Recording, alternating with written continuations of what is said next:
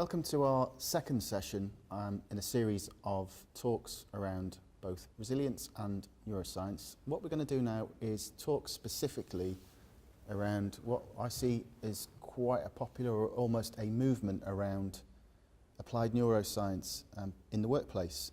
And there are reasons as to why that is. Things don't just arrive overnight for no reason. So I think what we're going to do is explore what it's about, how it helps people and organisations, but why has it come about? We're also going to talk a little bit about the work that we've done to date and give some tips to those of you out there watching this, running businesses in Wales. What do you need to do and consider when embarking on using applied neuroscience to equip you with better performance? So I'm joined again by Paul Chudleigh, who is going to have a conversation with me essentially around the subject. And I think as we did with the previous one on resilience, let's start to first of all understand what do we mean by this area around applied neuroscience. So over to you, Paul. Okay. I mean, there's lots of phrases that are in the world at the moment around this. Yeah. Brain-friendly leadership, brain-wise leadership, brain-smart leadership. In essence, I think what all of those things are trying to say is that we now understand a lot more about the way in which our brains operate, what evokes the best from them, and what doesn't. And so I think the idea of kind of applied neuroscience in leadership is very much understanding if our brains work like that, how should leaders operate to get the very best from them? Yeah, it's interesting. So I guess the approach is about how do we position leaders to perform better and have better impact with others by having some knowledge around how the brain works. Yeah, absolutely, absolutely. It's for me looking over the past 3, perhaps it's 4 years actually, around where we are now, where we were 4 years ago. Because I think when I first looked at this, I had a bit of a question mark, as people might have watching this around, well, neuroscience, isn't that the kind of people with the white coats and looking at their really complex brain science, and how is that accessible for me who's owning a business, running a business? It can be quite complex, but I think it has shifted. And some of the events I've been on and conferences we spoke at, we're talking about the accessibility of neuroscience. I think that's the key one that I'm seeing. Yeah, I mean, obviously the base science, some of it is incredibly complex. Yeah. But I think applied neuroscience, the field in which we operate, is very much about taking some complex research but making it accessible, understandable and practical. People don't need to know all of the depth of the research and the studies that we put in place, but what they can learn is the techniques and the tools and the approaches that will make them brain-friendly leaders. If they want to dig down and understand the theory, of course they can. Sure. They can read some of the papers, but actually most just want to understand, how can I connect with people better? How can I support their well-being? How can I help them to perform and grow and be the best version of themselves? So I think where we're getting to here is, whilst it's a very complex subject in terms of neuroscience, its origins, I think our role here is to make it accessible, to make it the complex simplified and practical, so the people we've worked with of late can actually do something with it and equip themselves and others to be better performers by understanding the simple things around how the brain works that they can do and adjust. So yeah, I'm working with a group at the moment on a leadership program, and I gave them a neuroscience-based core text for the program. And yesterday, when I met with the group, they confessed that when I originally gave them the text, their hearts sunk and thought this is going to be really drab and dry and boring and really hard to get into. And yesterday, they were singing the praises of the book, that actually just simple nuggets of wisdom, of understanding, of them having little aha moments as they began to understand things that they could see in themselves as well as in other people.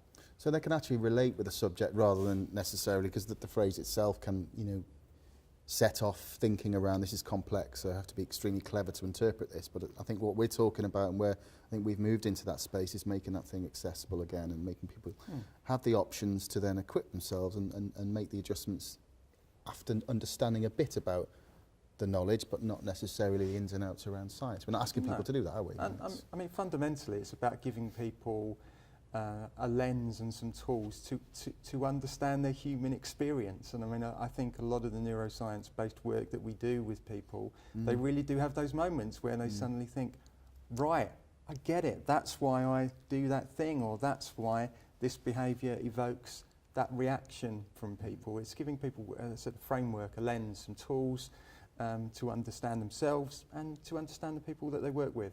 Yeah, that's fab. I totally agree, Paul. It can be quite liberating when you have that sense of understanding and also choice then to make those changes necessary for you and for others that you work with. Let's kind of look back around. You know, we're talking about the accessibility of these instruments, and I think it'd be quite useful to understand why are we here? Why has this become getting more traction in the business world? And some of you watching this will have already maybe even been on a seminar around applied neuroscience or leadership and neuroscience. So let's kind of explore what's the reason as to why it's so popular. Okay, well, firstly, it's been enabled by technology. Yeah. So with functional MRI scanning and other techniques, we're able to explore the workings of the brain in ways that haven't previously been possible. That technology has brought about a whole host of really interesting research that we're using now, that we're able to look at and maybe test and try some of the sort of common accepted practices of the past. What the neuroscience seems to do is support some of the things that people have often felt, but really challenge others, really challenge conventions and say, well, you know, we're working like this at the moment and we're leading like this at the moment, but actually that's probably not a way that's informed by science.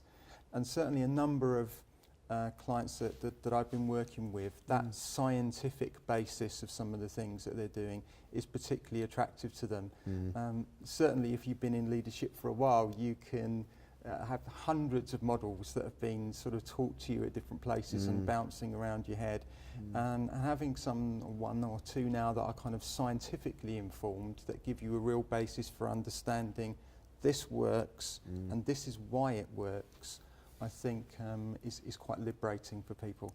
Yeah, I agree. This understanding from a scientific perspective as to why that happens or why this works. I think what I have noticed in the work that we've been doing of late is that it gives it credibility. We can talk about different sectors. I know you and I have conversations around manufacturing, engineering. We found that initially that was quite the engineering mind, if you like, for want of a better word, was rationalising, our experience, rationalising with, there's some answers here, there's some science. I remember the phrase we were first looking at years back around, whether people agree with it or not, it's just a phrase I heard quite a lot around the soft science is now meeting the hard science. And I think that's a really interesting as a phrase. And more will come, we'll find more, as we know.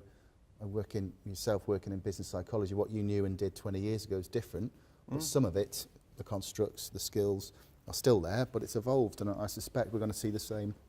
But this time, what's interesting is it's the technology that's driven the new sense, the phenomenon. It's technology that's mostly caused us to have a new level of understanding in how people have interactions and how people work in work. Which is fascinating. It's just enabled things that weren't previously possible to understand much beyond the idea of kind of theory or concept. We can now explore what's happening in much more detail and in much greater focus than ever before. And I should say I've used these practices in all sorts of organisations. So yes, there's a natural attraction to science-based industries, but I've used this in all types of industries, in retail, in local government, in universities, and there is an attraction in all of us. It's just understanding more about ourselves, more about how we operate, and more about how we can have the right impact on other people. And I think that's particularly important for people in leadership positions. Yeah, the impact that we have on others. I totally agree with you there, Paul. I mean, I think that we're back to this where we started, really, in around accessibility and it being practical so people can pick it up, whatever industry they're in. You're absolutely right. So we found, over the past few years, that this has been across all industry, hasn't it? So let's Let's try and finish in a similar vein to where we did when we looked at resilience. So people watching this out in business world in Wales predominantly. I'm going to ask Paul a couple of questions around what tips would he offer you folks watching this. So if we look at this subject, what tips would you offer then, Paul? Okay. I mean, it's a complex issue, and I don't want to try and make it too simplistic by boiling it down, but here's a couple of thoughts. Firstly, stop treating people as if they're purely rational beings, because they're not.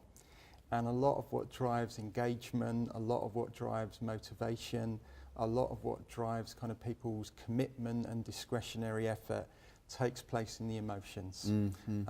And I think the key thing for leaders to think about is what's the emotional tone that I'm creating. We know that there's a concept called emotional contagion, where emotions are very catching. And I recently described to a group that leaders are in a special position. They almost walk into a room or into a part of an organisation and they sneeze their emotions all over everybody else, because we are, particularly within social groups, primed to look at the leader. What's the leader thinking? What's the leader feeling? How happy are they with things at the moment? Some leaders get that and create a great emotional environment for people to operate in, and others don't. And advertently or inadvertently, what they can sometimes do is create an emotion, a kind of emotional environment which is a kind of emotional turbulence, that the nature of their leadership, the lack of empathy, the lack of purpose, their lack of kind of social and emotional intelligence just makes it harder for people to do their jobs. And in organisations that are affected by this kind of dissonant leadership, as it's sometimes called, you'll find a lot of conversations and a lot of energy is diverted into people's unhappiness with the leadership and the context, rather than actually focusing on the work that we're hoping people can do. Yeah, that would make some sense. So their energy and focus is about what's not working in the terms of the leadership, the style, rather than actually going with the leader. But that's back to, as you said, whether it's dissonance or the behaviours that have some kind of disconnect with people, and those behaviours are about the leader's choice. And you say inadvertently, it's not always a conscious behaviour, it's a default position, because they're not in the world of being supported perhaps, or they've not had an opportunity to learn about some of these areas. Really good leaders know that you need to make people feel valued and significant. You need to give them clarity and certainty and a sense of purpose.